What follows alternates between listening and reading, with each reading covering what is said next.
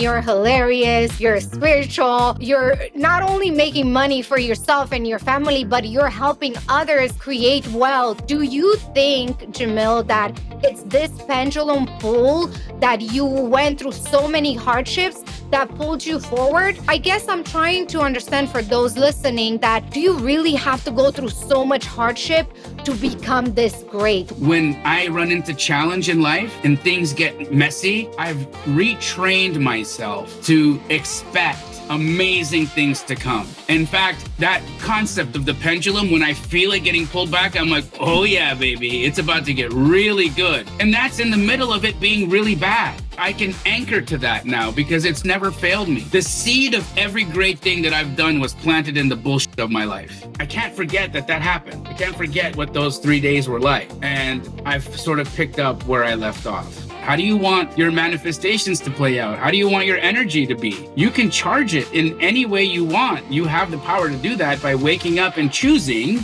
the right information, choosing the right medium, choosing the right frequency.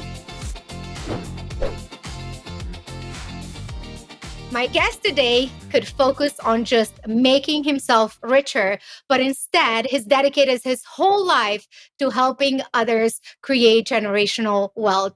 Jamil Damji, you are such an incredible human that came into my life so unexpectedly, and I couldn't be more honored to have you on. Welcome to Dose of Wealth.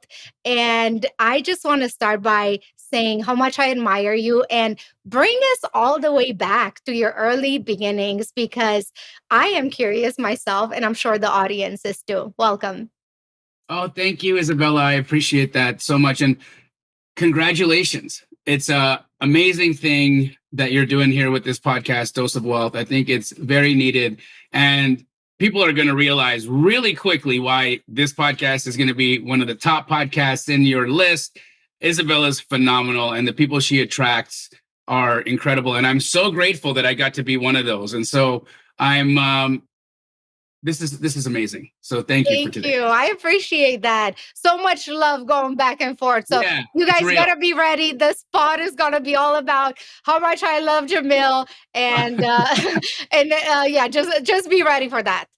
Okay, well, I'll take you back, right? Because Take me my back. story is probably a lot like a lot of people's story in that regard. I didn't start with money. I didn't start with any nepotism. My father and mother are both first generation immigrants from East Africa, and their lineage is from India. And so they were themselves displaced in Africa, not really fitting in there.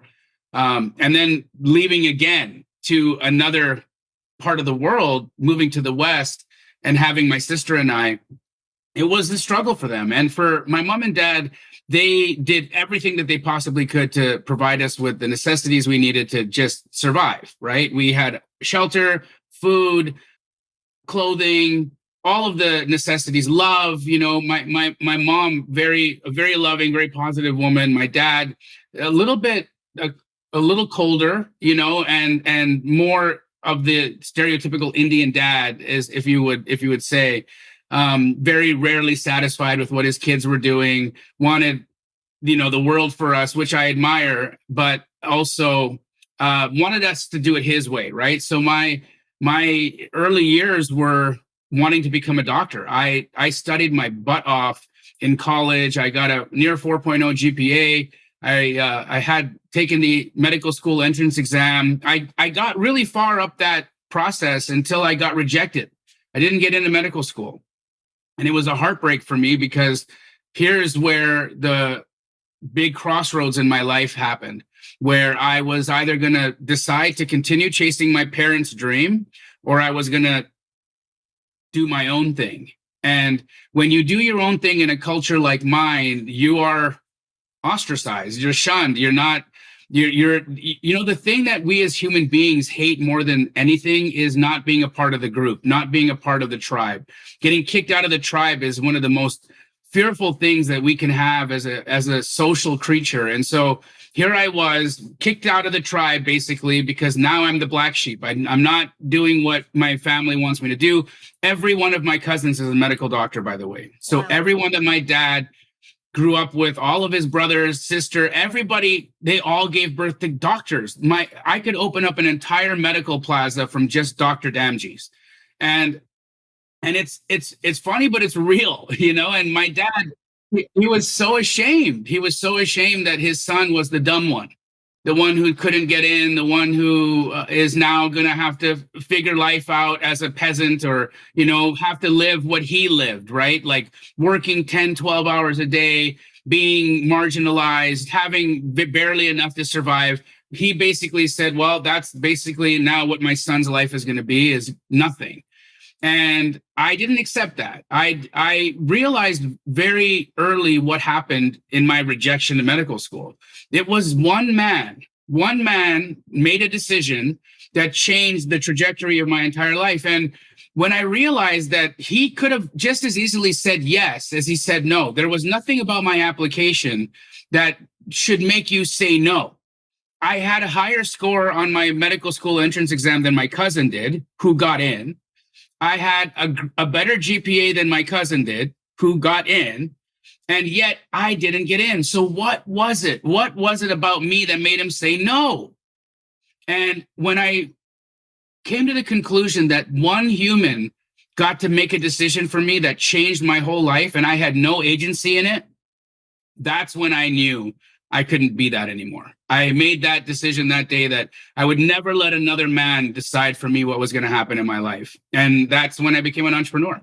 Interesting. Okay, so you could have just so easily become a doctor, right? Which would have satisfied your whole family's dreams. But yeah, there's this person that comes into your life that now I know your beliefs around how the universe works a little bit from our conversations, and you know mine. Looking back, do you see how this was probably the best thing that could have happened to you in that moment? But I'm sure, walk me through that moment when you saw that application getting denied. And did you feel like, oh my God, this is the worst thing? And come yet to realize years later, what was that transition like? I mean, I sat in that misery for years, a Really? couple of years at least, of the shame and misery. And you know what was even worse, Izabela, is I got so knocked off track that I, for 2 years, decided to go join my friends being a knucklehead in the streets. Like I was like, F this. I'm not interested in this. Society is lame. These folks are lame. I'm gonna go take what I want. So I went down that road for about a year and a half, 2 years, and it wasn't good, right? Like I don't belong there. But I realized that I didn't also belong in the other spot where people were deciding for me. So that 2 years was pretty intense. If I'm gonna, you know, be honest, I didn't have this like heroic moment where I'm like, I'm gonna do this. I'm gonna do this, and then I'm like, all right, where are the bad people that I can follow? So that was my first choice, was like, let's go hang out with the homies. And of course that led me to nowhere good. But once I escaped that prison of a mentality as well, I started to navigate the field. I realized what was happening in front of me was that most people are truly living day to day in the most inauthentic way possible. Everyone is suppressing who they are, suppressing what they think, suppressing what they feel, just literally reading a script and going about it. And when I finally like picked that apart, I realized too for myself, well, hey, if this is the way that people operate, then what's to stop me from using that and understanding how to really get to know people? And then, you know, you move into sales and you start understanding psychology and you start understanding just how humans work. And I think for a little while, I went down the path of almost a Machiavellian perspective, where I was like, you know, F everybody, it's me against the world. I'm gonna take no prisoners. And then I started really loving people. started realizing how precious we are and how wonderful we are and how beautiful we are and how magical we can be. And yeah, sure, we put on a face and we put on a mask and we go out during the day and we lie our asses off. But then we come home and we hug our kids and we kiss our spouse and we take care of our parents and we do those tender things that make us what we really are. Those loving things that are just incredible creations. And so, I had to kind of find my way back. I had to find my way back from this place of abandonment for, society and people all in itself. And then I found my way back to that middle place. And that's been also a ride for me too. It's just still kind of, straddling that middle ground and trying to find the most harmonious way to live. Interesting. I love that. There's so much gold I want to unpack right there. I know we have so much to talk about, but how do you go from being on the streets, right? And now you're like a little gangster, and now you're moving into like loving people. There must have been some kind of transformation or some kind of awakening that happened that brought you to that moment of, oh my God, people are actually awesome. I don't want to just be angry with everyone. Because you're right, there are so many people walking this earth that live with this anger and upset about, whether they were born in a unprivileged country like I was, and your upbringings were pretty similar as well. Like, how does somebody make that transition? Like, what do they need to be aware of to decide, hey, I can continue going down this path of just insanity that will lead me nowhere, to like, I can start loving people, but I can start loving myself. What was that like for you? Also a process. And the thing was, is I did have one of those awakenings, if you want to call it that. I'll call it, it was a nightmare while it was happening for me to be, it was Yes, of course. 3 days of hell. I in fact, my parents thought I was losing my mind and they sent me to the hospital. So I got checked into a mental institution while this was all happening, because I couldn't understand what was going on. The fabric of reality cracked and I saw through. And I understood that there was so much more than what we're looking at, and there's so much more going on behind the scenes. And when you even say things like that to medical professionals, they're like, "Drug that man. He's messed up." Like there's Either nothing. drug that man or that man is on drugs. Yeah, 100%, 100%. They started with he's on drugs, and then afterwards they're like he needs drugs, right? So Right. then I had to get myself out of that situation. So then I had to play normal. I had to play normal for everybody. I'm like, okay, I'm normal. I'm normal. I'm normal. Everything I said there, I didn't mean. I'm totally normal. Everything's normal. Sky is blue. Ground is solid. I'm solid. You're solid. Everything's cool. Let's go. We're all good. Yeah, yeah, great. Walk out of there like, whew, I'm still crazy, Wow. but I'm alive. And so it's I went through that, but then I when you see that there is a lot more happening behind the scenes underneath the surface, then that's its own magic too. And then you start exploring that. And I started exploring that. I started, dabbling in understanding energy and looking at the world and trying to figure out what I could do and what mattered in my life. And yeah, I think it was that unpeeling, I think, is how I'd like to describe it for myself, because I built this layer of fake Izabela around me to survive my childhood. I had to be something so far removed from what I really am, just so that I didn't get beat up, just so that I got accepted, just so that I could survive the day to day, that I really didn't know who I was in my 20s. Like when I was, my early 20s, I was a plastic version of me, because I had put so much BS on there. I didn't know what I liked. I didn't know what color I liked. I didn't know anything anymore, because everything was a fabrication. Everything was to please someone else.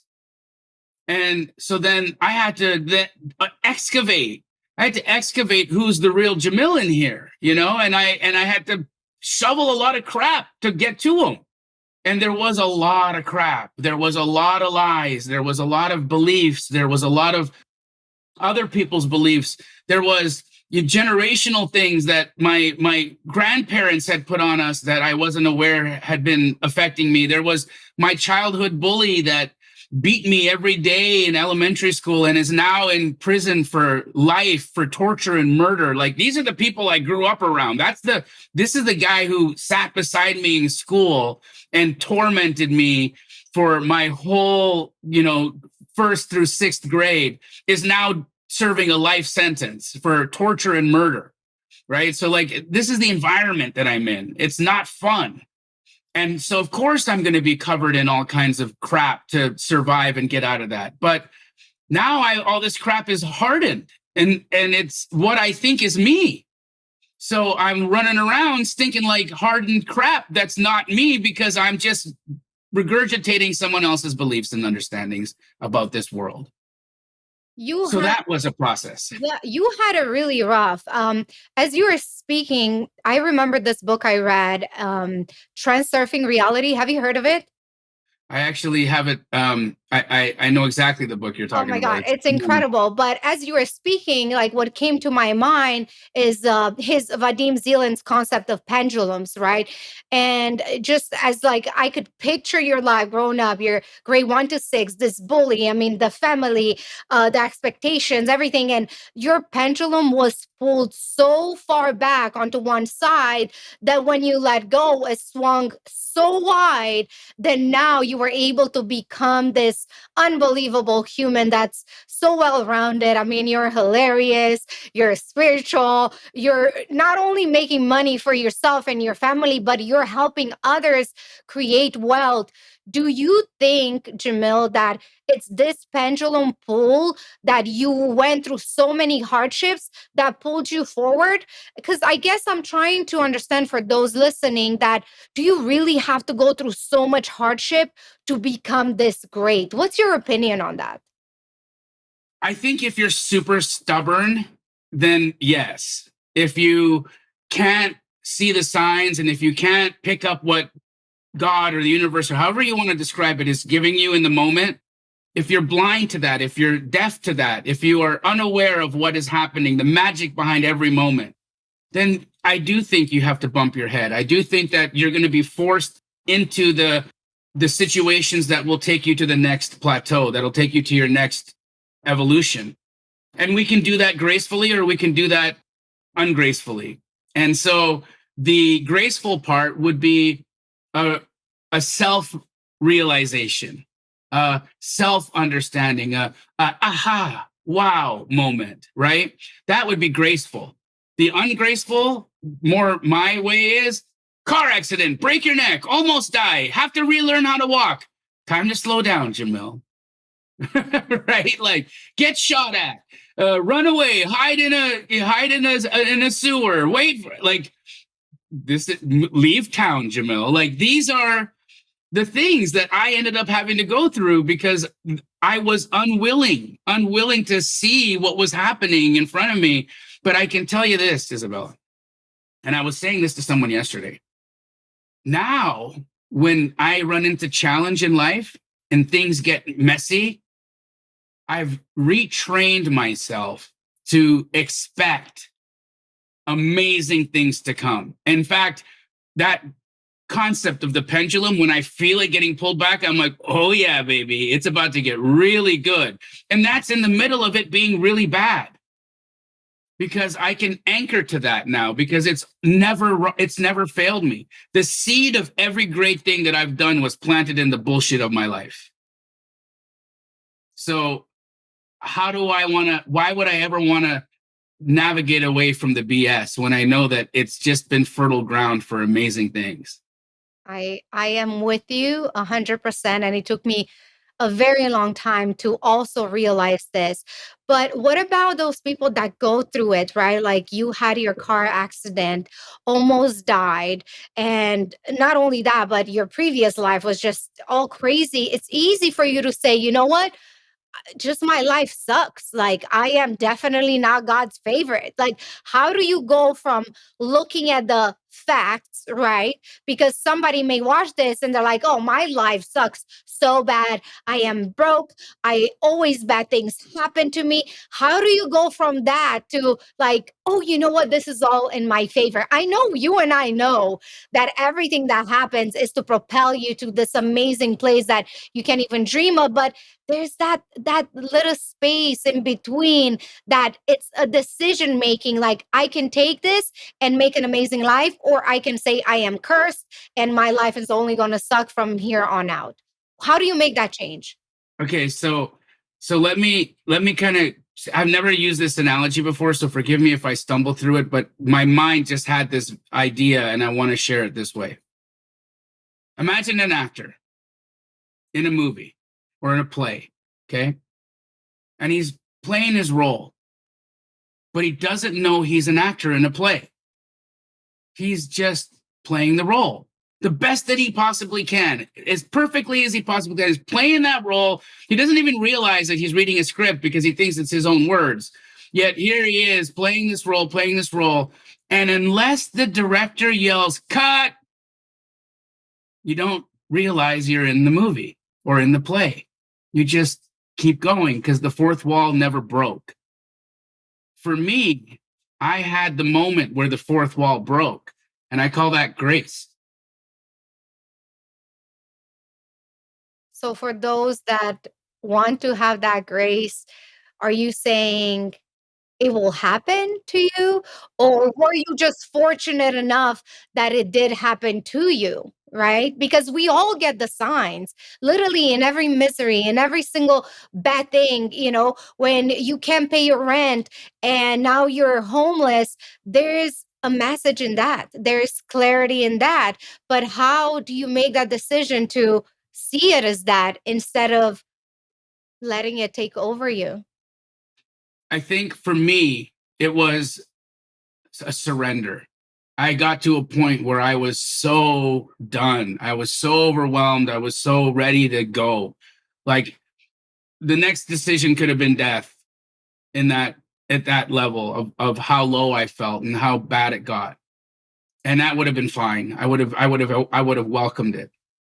And a lot of people have this moment, the Sartori moment. Their awakening happens in the most painful part of their life. It can happen then, and sometimes it happens to a monk sitting in a mountain, in meditation for 20 years, and sometimes grace happens then. And for me, it was at the low point. It was at my lowest point, and then that's when I got it. That's when it happened. And it's that dissolving, that knowing that you're with everything and everything is with you and you are everything and everything is you and you are all of it, and you don't even know how to explain that to anybody because it feels like too much and you're overwhelmed, and the feeling is like being hugged by 1,000 mothers plus squared to infinity. There's no way to describe what that sensation feels like. And then when you feel that love and that support, you're like, oh, fuck, I'm in a movie. I'm the main character. Wow. So this whole cast, all of this is for me? The whole set, all of this, all the grip and the cameraman, and you guys are all here because of me? And they're all like, okay, get back to the movie, Jamil. Okay. So you get back to it. Get back to And you'll never forget the time when the director yelled cut. it. So you think we all have this ability to 100%. awaken? Every single soul walking on this earth has Every the ability 100%. to do it. If you quiet your mind down enough, and if you go in, and if you with an open heart and true desire to just know, to experience what's beyond. And for some people, it just happens sooner than others. Like, why are so many people stuck in this, rat race, and they just don't see the light? I mean, I think for me, I was fortunate enough to one move from Romania to US, which was an awakening, opening in itself. But then, be on the path where I discover certain books. Do you think it was me seeking out some kind of answers, or am I just special? We're all special. Of course. We all have that in us. And I think that's the trap. I think the trap makes us feel like I'm more special than this person. I'm more enlightened than that person. I have more right to this than that. I'm more spiritual than that. That's all BS, right? Like all of that's crap. Everyone is. Anything that puts someone else outside of God puts you outside of God. Anything, any belief, any statement, anything that puts somebody else outside of grace puts you outside of grace. And if you can't hold the lowest of the low in grace, then you can't be in grace either. And that's just how it works. It's the club that lets everybody in. And the moment we kick someone out, you're out. So it's that constant understanding, that realization of, okay, it's all us. We're all connected. We're one thing here. We're all one thing, just playing hide and go seek with itself in this fun, eternal game, you know?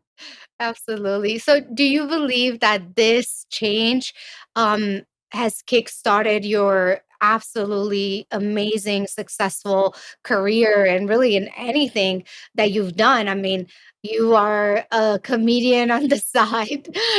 You are almost a doctor, which I assume that doctor knowledge is still floating into your brain, right? You got into real estate. I mean, you're starting brands now. I've heard. I mean, there's just so much that you are doing. How do you go from being broke? I know you were broke at one time, right? And possibly more than one time, but what was that change from? And do you believe it all stirred within you through this realization that you are the main character and that you can achieve anything and everything? Talk to me about that. Yeah, I think it absolutely comes like that. I think you at first come to see that there's a lot more at play than what you can see. And then that is an understanding. And then you now have more tools to play with. You've got more materials to kind of maneuver with. And of course, I think the success, if you look back from all great art, music, theater, has has a common theme in it. It's like every TV show is telling me the same thing. Every song is saying the same thing. Every movie is saying the same thing. Every cartoon is saying the same thing. Why is everything saying the same thing? What is it saying? Be true. Do you. Be you. Be you at the most authentic level possible. God is here to experience itself as Izabela. So be as Izabela as you can possibly be, because anything outside of that is robbing God. God doesn't want to be Izabela's version of Izabela that has a little bit of her grandmother, a little bit of her mother, a little bit of her teacher, a little bit of her ex-boyfriend, a little bit of this guy, a little bit of that lady. No, that's not what it wants. It wants the purest essence of Izabela. And if Izabela can do it at the purest essence of her, and God is now in as Izabela, living life, doing its thing, experiencing itself, how could it not get success? How could it not be the most beautiful thing? How could the creation that comes from that not be resonant with everything? How could it not? Because it's the very fabric of what we're all made of. So when we see it, we recognize it, and we see and we say, that's beautiful. And that what you just said, it's so beautiful. I'm like, I'm just letting it soak into every fiber of my being because it's so beautiful, Jamil. The words that you use and the energy that you give, and I just want every single person to feel this right now because this is the real us, right? This is the authenticity that you're speaking of, and for somebody to go to that next level of whatever it is they desire to be, regardless if they want to be on a stage or playing the piano or creating a multi-million dollar business, is just about being themselves. But you make a good point, Jamil. But how does somebody, and you mentioned this word before that I love, like unpeel all of those people who we are before finding our authentic self, right? The one that hides, that with every single day we get covered by another layer. Like, that person said this about me, another layer. My grandma had this opinion about money, another layer, and another layer, and another layer, until we don't even know who we are. And I noticed by just meeting people throughout my life, like, one of the hardest question for them to answer is, what is it that you want? And you would think it's such a simple question with a simple answer. I want this, this, this. But this is the most difficult answer that people receive. How does one start unpeeling those layers of not themselves? So I learned it from Wayne Dyer, actually, and he introduced me to what's called japa meditation, where you list what you are not. And that's when you come to what you are. Because I am not my job. I am not my car. I am not my house. I am not my relationship. I am not my clothes. I am not my words. I am, and you can keep coming down and peeling back. What am I? What am I? If I am not this, what am I? If I am not this, what am I? If I am not this, what am I? And keep coming back to that question, right? Peel it back. If I am not this, then what am I? If I'm not this, then what am I? And when you really come down to it, you come to learn that you're not only your thoughts, you're not your body. So if you're not your thoughts and you're not your body, then what are you? You're the thing that notices it. You're what's witnessing it all happen. You are. And the understanding comes through sitting in it silently and just really playing in it and doing it in a way that's not like, oh my God, because that's the other thing I did for a decade was I attended to meditation the way I would attend to becoming rich. Right? You have like a checklist. I got to do this, right? Oh yeah, checklist, and then also I got to do it better than everybody, and I'm in competition with this guy, and I'm going to enlighten before that guy, and it's like this whole garbage you do, right? How did that work out for you? I'm very curious. It didn't. Because I've been through it myself, so I'm laughing. Well, because it actually came full circle for me at a Joe Dispenza retreat. When I had been meditating for a whole 10 years. I go to this meditation retreat, and they ask you in the questionnaire, like, you consider yourself beginner, intermediate, or advanced meditator, and I'm like, advanced, right? Like, I'm a freaking Buddha over here. What are you guys talking about? So I get there. I put my silly lanyard on, right? And I'm like, I'm so spiritual. I'm so meditative. Oh my God, these people are going to see me float.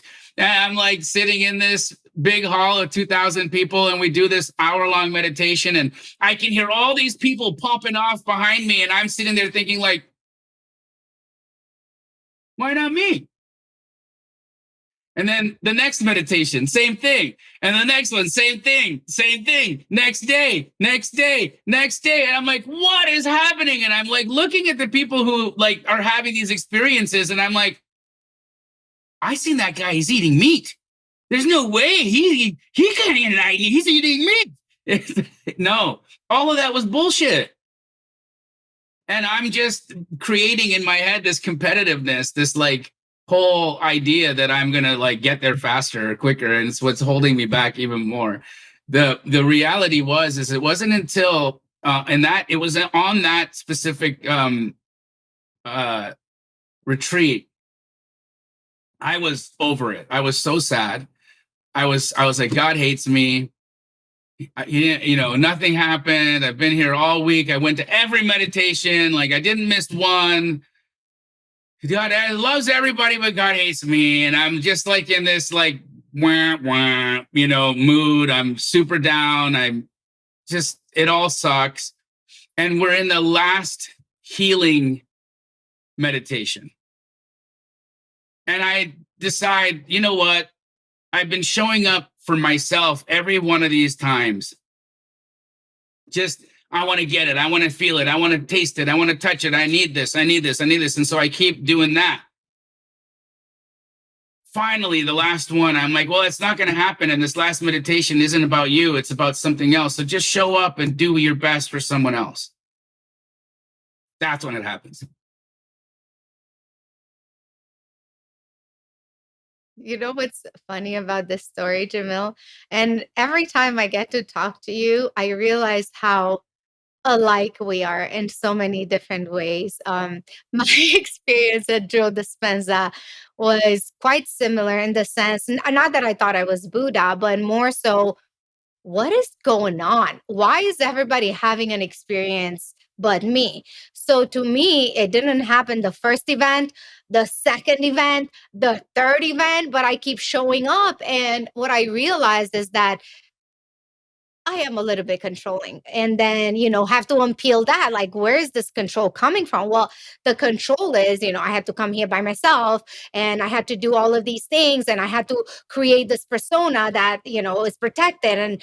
I had so many layers around who this person is that I brought them all with me at this event, right? So I'm just sitting there and looking around and everybody, like you said, is popping off. And I'm like, what is going on? In the last event, I said, you know what? I am just going to have to accept what is.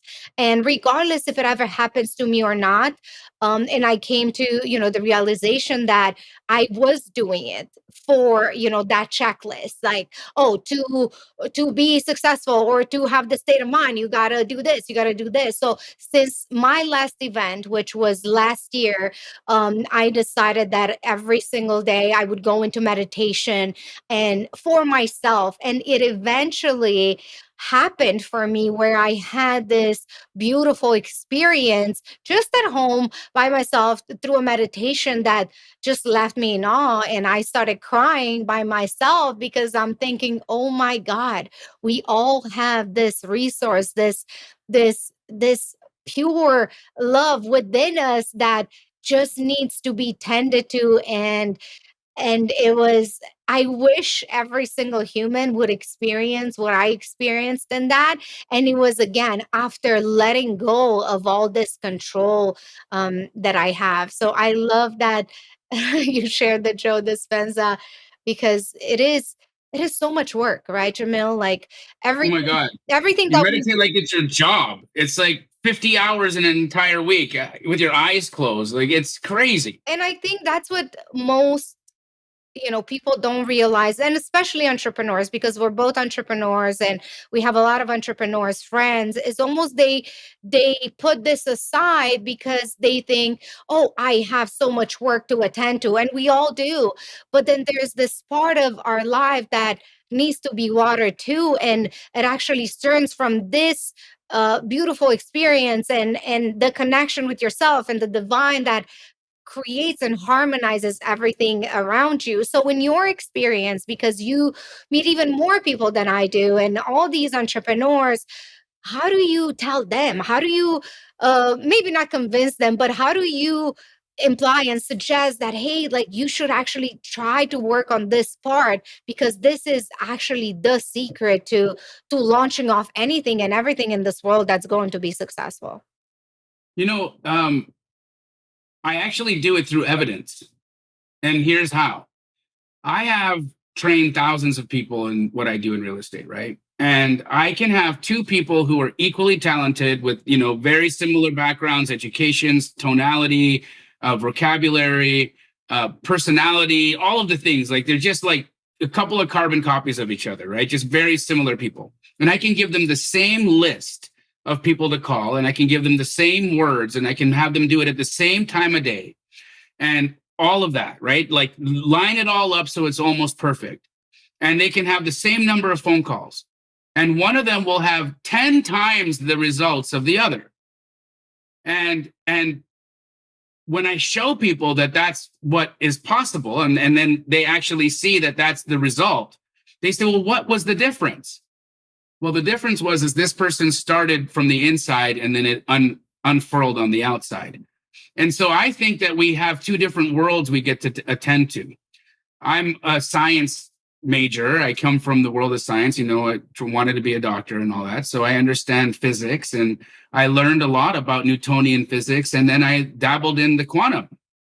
And I understood that creation happens in both. And you can create in the Newtonian world, but it takes a lot of time and work and effort. And it's where the physics of the physical universe is the thing. It's what governs all. And so if I want to move this over here, then I have to exert a force, and I've got to move it, and I've got to take it, and I got to do this thing over here, and I got to do that, because I can't move that without me doing something. And sure, that's how it works in that 3D sort of environment. And if I only believe that 3D environment exists, then that's all that exists for me. But what I came to learn and have found out is that there's an entire field behind what pulls all these little atoms together in this remote control. This field that actually binds all the things together, you, me, all of it. And this field is a very, very interesting place because it is governed by the laws of vibration. And so in vibration and frequency, we've learned in science that things of like accord or things of like nature attract each other. There's this lie that we've been told that opposites attract. And I blame Paula Abdul for screwing a lot of people up with her dumb song, because it's not real. Maybe in the Newtonian world is it real, but in reality, vibratorily, no. In frequency, no.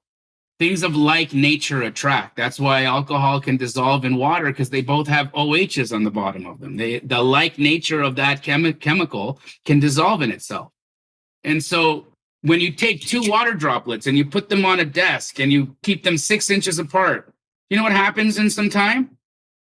They move towards each other. They become one thing. They can't help it. It's just how it works. They are attracted to each other. Their electrons are pulling them together. Well, the same thing can be said about you and your future. And you can entangle with that. You can set in that other dimension, in that place where all things are bound together. You can set intentions there. You can create frequencies in there, and you can resonate to frequencies in there. And I can tell you that the life that has all of your dreams coming true exists in that field. You can't see it right now because you're not vibrating there. And so the only way that you get to actually witness what that feels like is by getting yourself to that frequency. And we do that by going inside. Meditation is the answer. Mm-hmm. But not the cliche word of meditation, right? Because it has been used and overused. And most people that I even bring this up, they say, oh, I don't have the time to meditate. Or, the thought of meditate, I have to shut my mind, and they make it so difficult, and it is, until you realize that it's just you being with yourself. And especially now today, we are so distracted by every single thing that moves. I mean, our phones make it so easy to be distracted. Everywhere you look, it's an ad, right? Everything is just there to capture our attention. And it's so important to emphasize that our attention is very, very expensive, which is why billions and billions and billions of dollars are spent into capturing this attention. So, if that is true, and we all know that it is, then shouldn't we look inside and say, well, my attention costs a lot. What can I do to turn it into me? And this is where you start sitting with yourself. And it is going to be the hardest thing that you'll ever do, right? Because it's just like with going to the gym for the first time. It's excruciating, and it's annoying, and it's boring, and you don't see the result the next day you wake up, right? Because you're like, oh, I just went to the gym, I just don't see the results, why would I continue going? So it's just a practice that needs to be done without even seeing the results, right? Do you have, I know you teach thousands of people how to make money, and I would love to talk to you about that if you still have time, but what are some tools that somebody can implement today, right? Is it a minute? Like, does the timing count? Like, what do you tell those who are just so completely starting from zero with this? Well, I can share with you how I started. Please. Right. So I read a book called "You Are a Badass" by Jen Sincero. Okay. I don't even know if it's a book meant for men. Honestly, I'm not sure if it's for women or not. But I read this book, and it's a great book. And Jen says that she interviewed a whole bunch of successful friends of hers, and everyone that she knew that was successful meditated. And she didn't know the mechanics behind it or why it worked, but it was a commonality between them all. So she decided that she would give it a try herself. And over time, her life started getting better. Things started happening. Doors started opening. Relationships started happening. All of it just kind of started falling into place. And she's like, that's interesting. And then she left it there. She said, I don't know much more than this. All I can say is it's weird, but it is real. That's it. I'm full stop, basically. She had nothing more to say. Now, at that specific time in my life, I was probably about 100 pounds heavier than I am right now. I was drinking every day. Every day. I was addicted to pain medication because of my, injuries that I've had from accidents and whatnot in my neck. And I would wake up every day with a hangover, and I was desperate, and I was not doing what I needed to do. And I didn't have money, and I had just gotten married, and I was failing. I was failing at all of it. And I wake up and I decide, what do I have to lose? So I download Headspace, this like app from the App Store. It's this annoying British guy. And they start with like 5-minute meditations. And they're so cutesy tootsy. They're just these cute little meditations. And I have this raging hangover. But what do I have to lose? And so I do it 1 day, 2 days, 3 days. And I just keep doing it. And I don't think really anything's happening. But then in some time, things just kind of started getting a little better. I started getting a little better. I started drinking a little less. I started wanting to exercise. I started kind of looking at different things for food choices. Like things just started to be different a little bit, not a lot, a little bit. But those little micro changes, they compound over time. And eventually you're not even recognizable. And that's essentially how it worked for me, at least. It wasn't this like grand. In fact, I had my awakening a decade prior to that. So I wake up, and then for a decade, I fall back asleep. I'm like, I realize all of this happens to me. I have this incredible experience, and then I'm like, that wasn't real. That was crazy. Back to sleep. So I can't forget that happened. I can't forget what those 3 days were like. And I've sort of picked up where I left off. And that's where I am now. So I would say to anyone who's watching this right now that's thinking, I don't got the time, I'm, too busy for this. That's the perfect place to be in, actually, because you're going too fast and you're working too hard.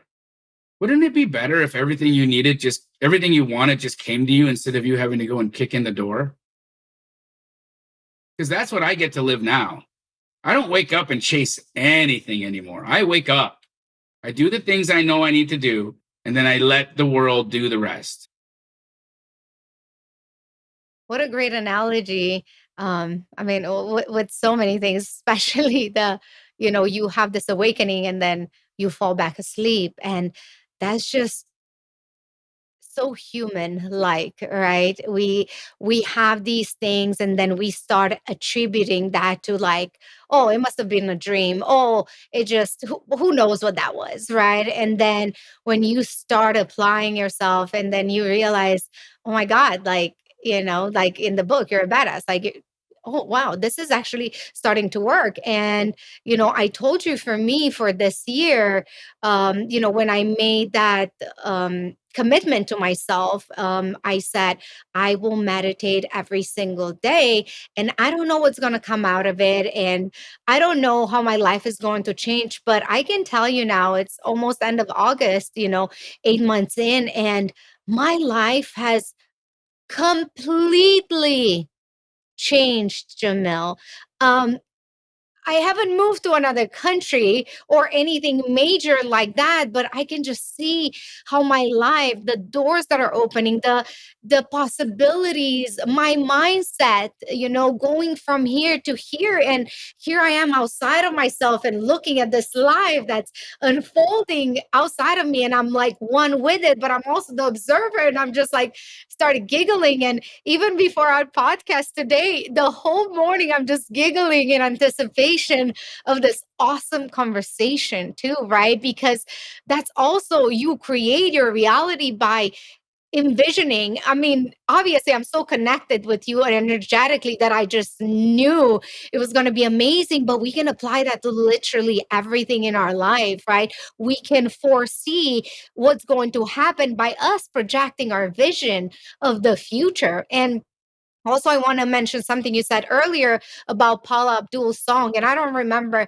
exactly what song you're mentioning, but what I do know is how important it is what we listen to. So, one of the tools, if I may add to what you just said, is be careful what and who you are listening to, because all of these things will go into your subconscious. I know people and I have friends who they will be working at their computer, but in the background there's the news, or they're like, oh, I just like something in the background. Well, all of that is just adding to those layers that we were talking in the beginning. So you really got to be careful. I mean, some of my playlists right now, and I made a meme the other day on Instagram. Sometimes I don't know if I'm in love, depressed, or a gangster out of the street, right? But you have to curate your playlist. I have my songs now that all they say is like, I'm a happy billionaire, and it's so important to be careful of the things that go into your mind and what you read and the conversations that you are having with. And if you start seeing that sometimes people don't align with the vision of who you are to become, then it's also okay to let some of those people go. And I have done that in the past. And you know me, Jamil, I'm such a loving person, and I never want to get rid of everyone. I want to collect everyone. But you have to start understanding that not everybody's on the path that you are on. And you can let some people go in absolute love and respect and still honor them. And, if they send you a message and you need to send one back with love and caring, you can do that. But you don't have to be so involved into somebody's life that now it's leaking onto you. Do you have anything to add to that as far as like who you're surrounding yourself with? 100%. I mean, Neville Goddard, who's a great philosopher in this space, has an interesting idea about this subconscious programming that we do. And he says that the first half an hour of your morning and the last half an hour before you go to bed are the most fertile ground for your growth and development and evolution. And so what you ingest in the first half an hour of your morning and the half an hour before you go to sleep is going to dictate how your week or day will unfold. And so you really get to decide, how do you want to play the day out? How do you want the sleep to play out? How do you want your manifestations to play out? How do you want your energy to be?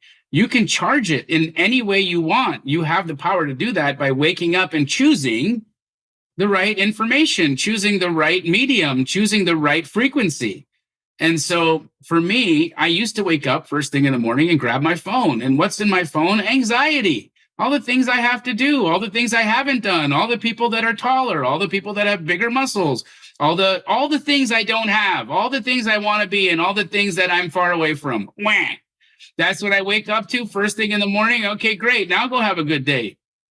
And go to bed. Okay, I'm watching some stuff on television, or I'm watching some crap on my phone. Okay, well, wow, that's incredible content to now stew on all night long. Good job, bro.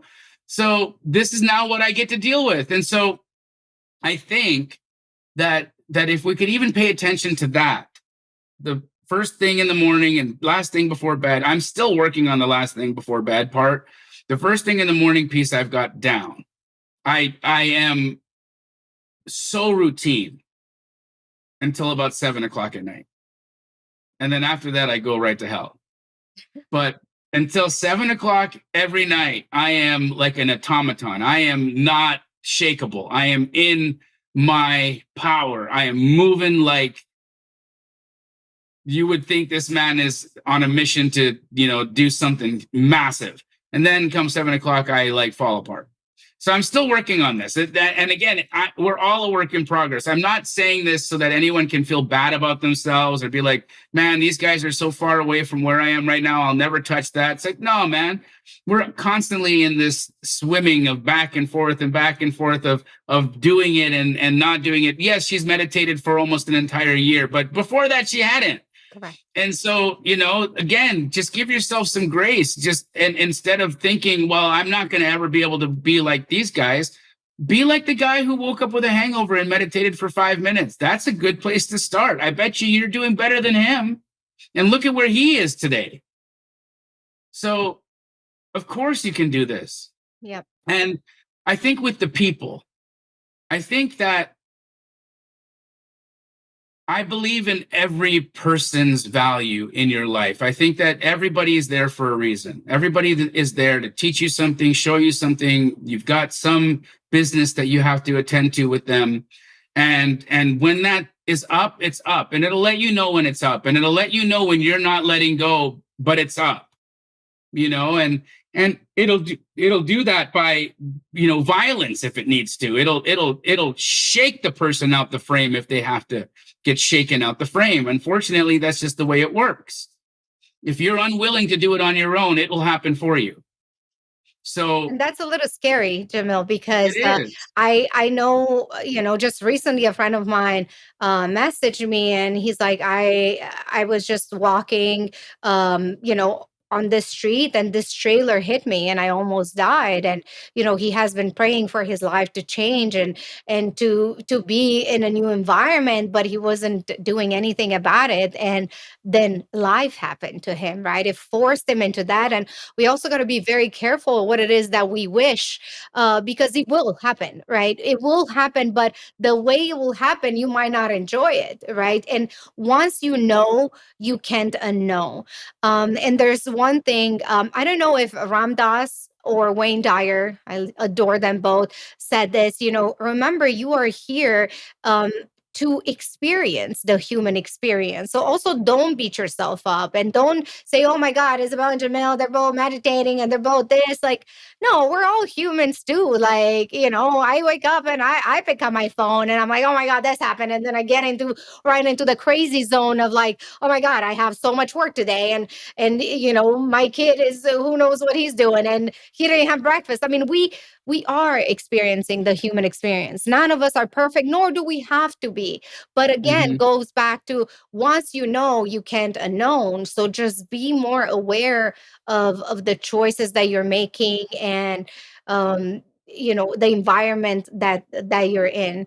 Jamil, this podcast has taken, I should have known that this podcast is going to be about self-realization and just our souls, right? But is there anything on money that you want to just throw in at the last minute for those who are listening and they're like, yeah, yeah, yeah, all of this is cool, but how do I make some money, Jamil? Mm. I think it all actually lines in with it perfectly for money. Money is energy. Money is energy. It cannot be created or destroyed. It is transferred from one form to another. You have all the money that you would ever need in your life already. You just haven't realized it yet. You're not at that frequency. So, how do you change your frequency? That's really it. Your current frequency, if you're having problems with money, is in a frequency of lack, scarcity. And it's not a far ride to abundance. It's just realizing that you are abundant, that you're everything that you're needing to be, and really believing that. Really believing that. You have to start there. Your beliefs are all of it. We have been trained that once we see it, then we'll believe it. And it was the biggest lie that we could have been told. I think that believe it. Believe it so much that it's impossible for you not to see it. Wow. What a great message to take home, right? Believe it and you will see it. Is there one thing that you want to be remembered for in this lifetime, Jamil? I mean, how I've been as a dad, I think. Yeah, I want my kids to just remember and love me and know that I did my best. I love that. You're such an amazing human. How can people find you if they want to learn more about your life and what you're teaching and all the help that you do for the world? How can we find you? I'm on Instagram at JDAMJI. So that's at JDamji, and youtube.com/Jamil Damji. Jamil, I love you so much. I You're love you so too, Isabel. This was amazing. great. Thank you for honoring us with your presence today, and may this episode find every single human that needs to hear this message, because it was two really big open hearts here today, and we truly believe in everything that we said. And I do believe that sometimes all you need is that little sparkle, that little flicker of light that somebody can put into your life for your whole life to change. So thank you for being part of, changing the world. And I love you. Thank you, Isabella. I appreciate you. Have a good day, guys.